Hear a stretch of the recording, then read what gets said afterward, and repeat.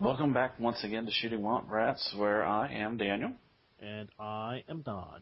And we are having our Life Day edition here as we attempt to keep the heart and spirit of Star Wars D6 alive. Woohoo! I didn't have a whole lot of feeling in that. I need to do that again. Woohoo! There we go, much better. Yeah, once more from the top. HoloNet News. Well, you jump right into it. All right. This week we have the Adventure Seed Monday. This is the 19th in the serial thus far.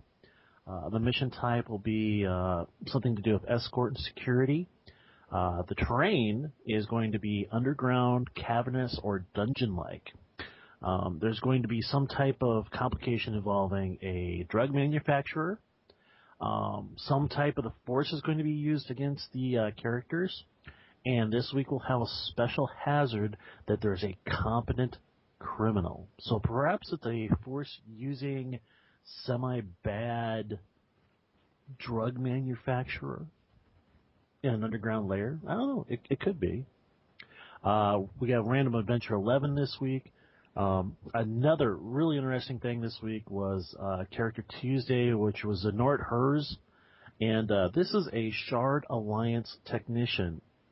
And for those of you that are not familiar with it, I believe the Shard as a race made its first appearance in a Star Wars journal. I can't remember the issue, and I cannot remember the female author who wrote it, but she wrote a couple of Star Wars novels as well. And basically, Shard are sentient crystals that use droid housings to move about and interact with other sentient life. Rumor Wednesday, a corporation has developed a portable black hole device. Ooh, I thought it was kind of a cool idea.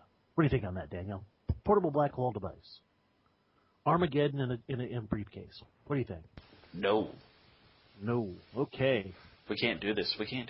This portable black hole stuff. No. It'll kill people. Exactly. That's why the Empire has it. Or the corporation. A corporation working for the Empire. How's that? It's a black. How about this?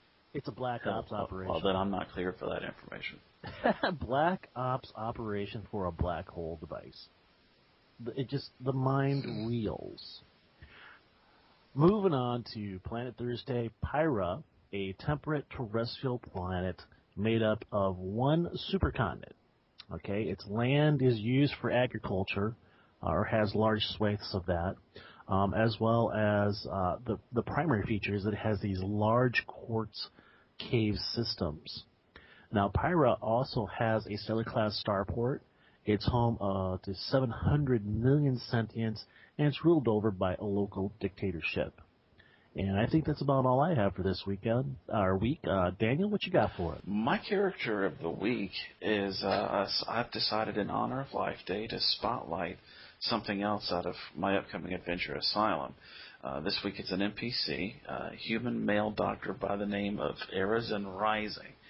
He's a brilliant psychologist / psychosurgeon who has unfortunately gotten a little too interested in his hobby, which is Sith lore. I see that he's got a skill, Psychosurgery. What's that about?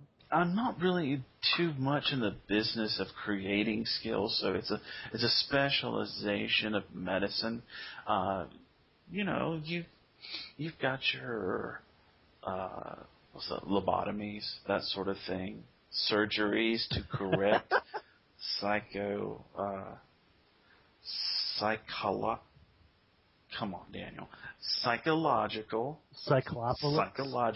issues. I like Psychosurgery better. Cyclopolis problems. Yeah, they're nutters. Okay, anyways, go ahead. But his hobby has gotten away from him. It's made him obsessive, deluded, and now he's no better than his patients. So psychosurgery is sort of like neural pathology? Okay, but you just kind of Star Wars that psychosurgery. All right. Well, I'll tell you what, Daniel. I'm looking at the character as we are doing our podcast. I like the character. You seem to be really getting into this asylum, man. I can't wait for the finished product to come out. Cool. Hopefully it's going to be a little bit past Christmas. Putting up something it's going to be way past Christmas. I mean, when you had the what were they last week? Guardians? Heralds, Guardians, Heralds, Beholders, Lithids, whatever you want to call them. But yeah, those things were nasty. He's almost as bad. Oh, yep.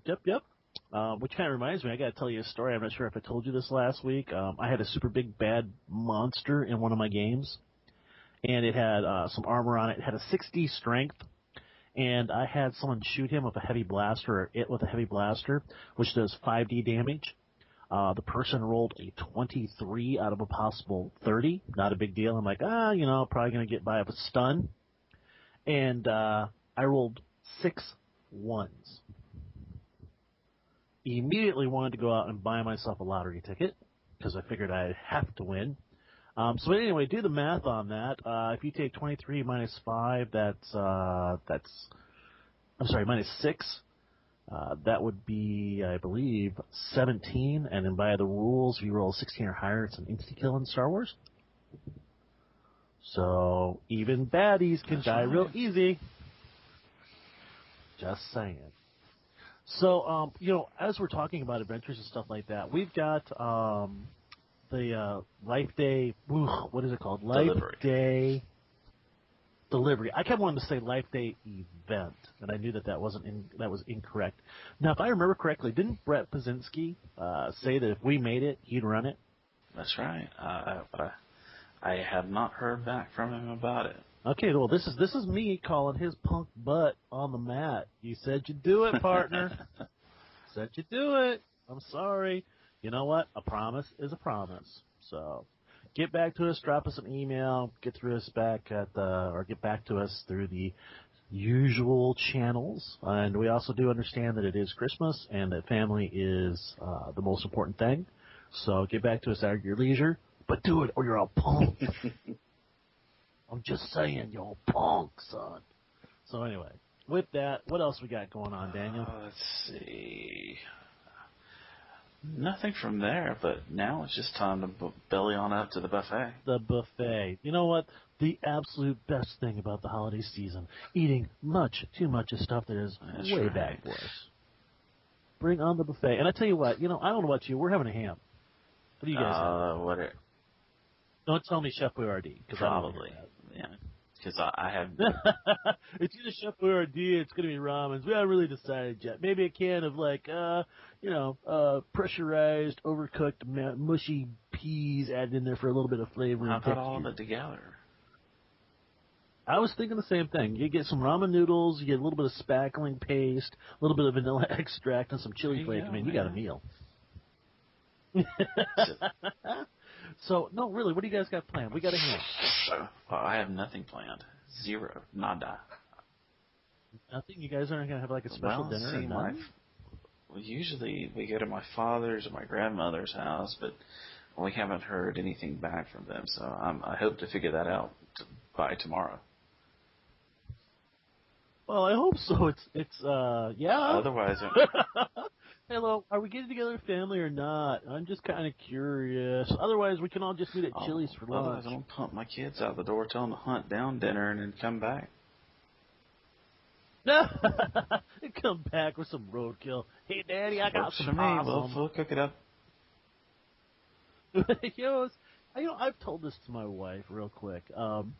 She gets, when you leave food out to, thaw it overnight and stuff like that, and I don't pick it up until noon or something along those lines.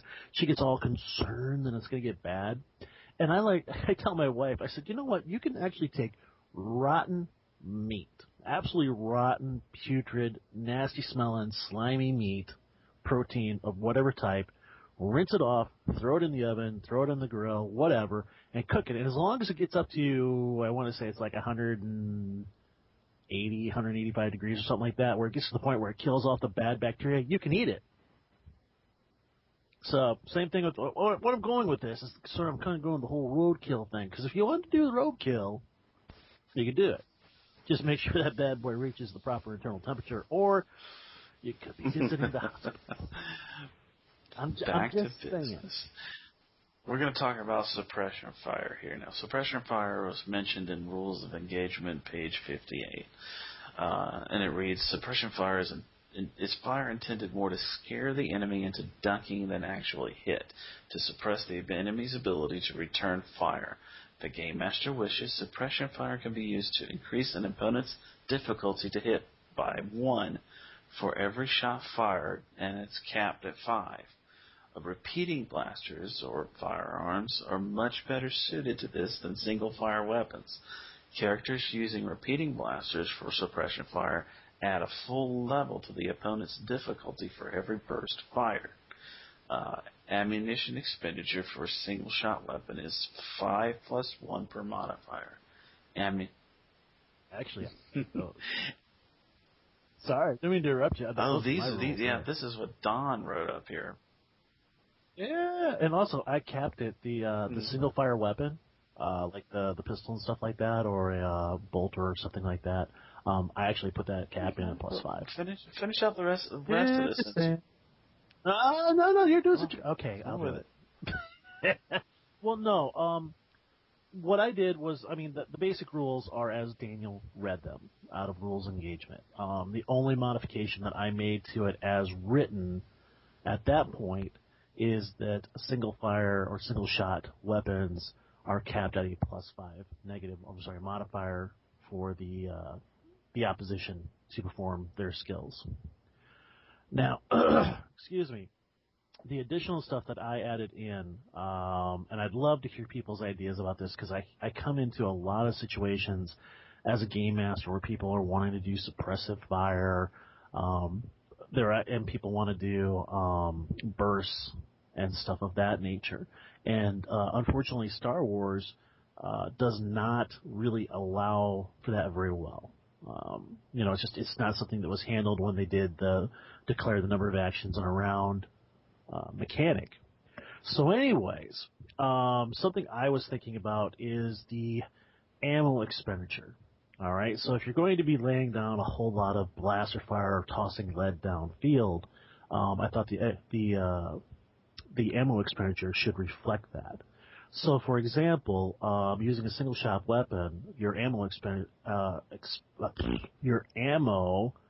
how much you would use, the expenditure would be 5 plus 1 per modifier up to 5. So, if you were to go ahead and shoot downrange 5 times, it would be 10 points or 10 shots of ammo. The ammo expenditure for a repeater weapon would be 20 per burst. And to clarify, burst weapons, the difficulty modifier, when you are suppressing downrange, the difficulty modifier only applies to the action in the round that it was used, not the entire round. So that allows a person to do multiple burst fire in separate actions. Now, multiple suppressive fire from different people downrange at the same target area would be cumulative. So in the case of repeating weapons, you would add an additional level of difficulty, for example, moderate to difficult or difficult to very difficult, etc. Now, if someone tries to leave an area that's under suppressive fire, they do have a chance of being hit. And how this is worked out is you take the shooter's skill, minus 2D, capped to 4D. The shooter may not use a character point to augment that roll. So basically what happens is the person gets up, tries to run from where they're being suppressed, and they make a roll, and the damage is rolled per normal, soak, etc. Now, the last thing about suppressive fire, and I know this sounds like a long list, but it's really not. Suppressive fire can only be attempted at targets that are at short or medium range. Beyond that, it's just too large an area, too far away to put that concentrated effort on, a 3 meter or 5 meter area. And that's what I've got. Daniel, what do you think? What are your thoughts on that, partner? What's your thinks I on think it's that? balanced the way you've added